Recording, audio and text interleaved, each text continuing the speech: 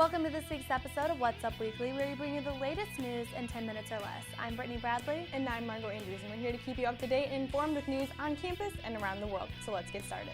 We have an update on the story brought to you a few weeks ago regarding Netflix's announcement to split up to create Qwikster. Netflix says they will no longer be separating its DVD by mail service from its online streaming service. The change comes after the company predicted it would lose 600,000 subscribers rather than gain 400,000 from the split like they originally planned. Netflix's CEO commented that having two separate businesses with separate billing would be too complicated for consumers. Did you not think of that before? Whatever the reason, bye-bye Qwikster and welcome back Netflix. Wow, that happened pretty fast. You know what? I think they made a good choice. Yeah, I agree. I mean, who would want to lose that much business, honestly? People just like to keep things simple. Simple is always better. They don't like change.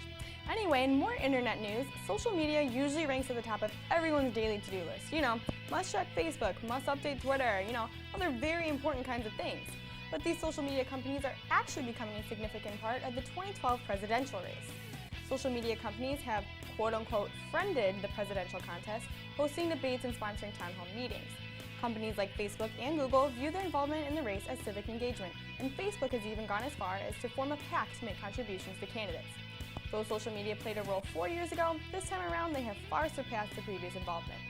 Social networking has seriously taken over the world. Like, it's the backbone of everything. It's crazy to think that a few years ago it wasn't even existed. I know it used to be just like IM, and now it's... How did people even get jobs? I feel like that's like the main way, with LinkedIn and everything, people communicate. I know, but I just like to point out, I've been off Facebook for about a month, and I'm fine.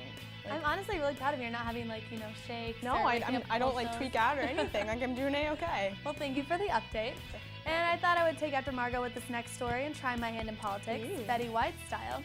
The hilarious actress jokingly announced her candidacy for President of the United States on The Late Late Show with Craig Ferguson. Betty has decided to run for president because she says she needs some extra cash after crashing her car while playing Angry Birds. Shame on you, Betty, for playing on your phone while driving. Ferguson played along with White's proposal and questioned her on her political stances on certain issues, which she most commonly answered with, "I'll pass." Typical politician. I'd say so, but she's definitely had a resurgence in her career. Like, I think it all started from that Super Bowl football commercial or whatever. Yeah, it was a hilarious commercial, and actually she's like the new it girl. Like, she's everywhere. She's a big deal. But also, I have an update for you with our IU sports department. Hoosier Nation, get ready, basketball is back. The season kicks off this weekend with Hoosier Hysteria. This is the year IU men's basketball is expected to restore their excellence, so you won't want to miss out. This is the freshman class everyone has been talking about, so keep your eye out for key players such as Cody Zeller, Remy Abel, and Austin Etherington. The doors open at Assembly Hall at 6:30 p.m. Saturday evening. Admission is free, so there's no excuse not to attend. Hey, I know we both went last year, and it was a pretty good time. It's so much fun. It's really entertaining. Coach Green really gets everyone pumped. I really liked it. I thought it was a lot of fun. It's a good way to start the season. Exactly. Well, something else you probably couldn't miss. Has anyone managed to escape the wedding craziness that is the Kardashian event? Well, some are speculating that they've managed to escape the price tag. That's right, speculations amount that Kim received $20 million for the rights to her nuptials to Kris Humphries. And her mom appeared on The Rachel Ray Show this week to deny those reports, saying, "I would literally get married 10 times if that were true." Whether or not the family managed to score the $20 million, they did receive quite a few benefits and money from photo rights, as well as a number of discounted and free goods that probably brought the cost of the wedding way, way down.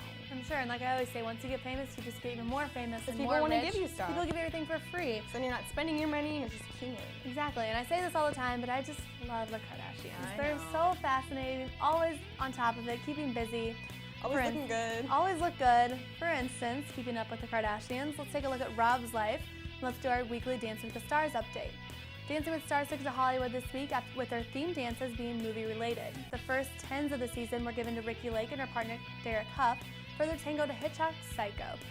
We usually focus on the stars for the show, but the attention this week needs to be on Derek and his amazing choreography. Wow. My bet is on the two of them being in the finals for sure. All the other couples performed did well, but one of the judges' favorite, Chynna Phillips, froze on stage and was not able to recompose herself. But did it affect her votes? Chynna was in the bottom 3 with Nancy Grace and My Boy Rob. It was down to Chynna and Rob, and unfortunately Chynna paid for a slip-up and was voted off the show. Aw, poor Rob in the bottom 3. He's always been attacked by his sisters on the show that he's not doing anything with his life.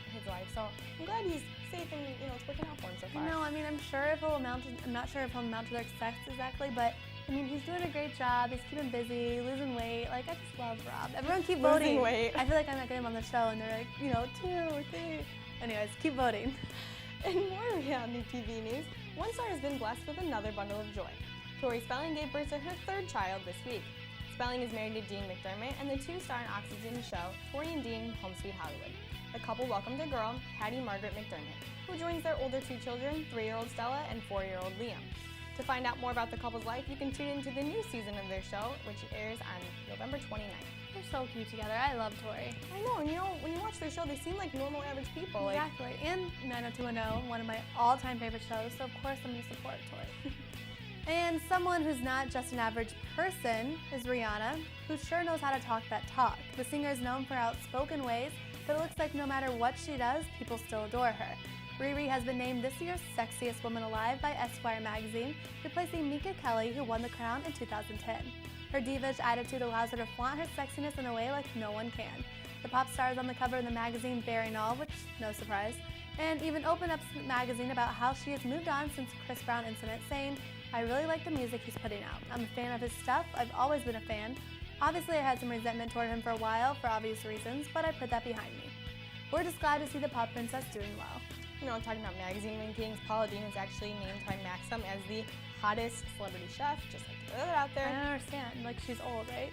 But she's beautiful and awesome. I'm saying I always hear Rachel Ray, you know, it just surprises me that she... But I mean, if you got it, flaunt it. I mean, I'm happy for you. You guys can go celebrate. I know I'm going to buy her cookbook later.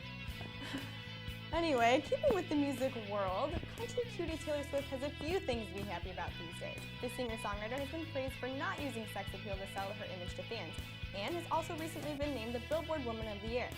Many think Swift was the obvious choice to win the award, as she sold more albums than any other artist this year. Taylor is the youngest lady to win the award and will receive her trophy at an event in December.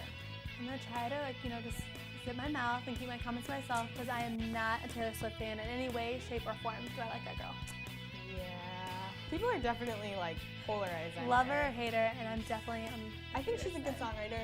Live singer, not so much. I don't know how you can say she's a good songwriter when all she does is write about her ex-boyfriends. Anyways, we could go on for days about this, but we'll just talk about it later. Write me a letter about how much you hate her, I guess. I don't know. Anyway, I'm sure everyone's caught on now to my love of sweets and junk food and how I just can never wait to share the latest news with you guys in these departments. Well, how about this one? An East Coast-based company is now distributing pot-shaped gummies, lollipops, and ring pops. All of the candies are sour apple flavored and are meant to be sold in novelty stores like Spencer's Gifts. As expected, the candy has its protesters in the way of parents and politicians, but the president of the company holds firm that the candy is a joke, nothing more. It's actually hilarious. I think that's funny. That it's pot-shaped candy? Yeah. I think it's funny. I don't really get the point of it. I know people are going to get upset about it, but it's kind of funny. Yeah, and I like to end the show on a high note, so what can I say? Always so clever over here. Yeah, I thought so. Well, thanks for tuning in to this week's episode of What's Up Weekly. Be sure to follow us on Twitter, What's Up Weekly IU. Have a great week.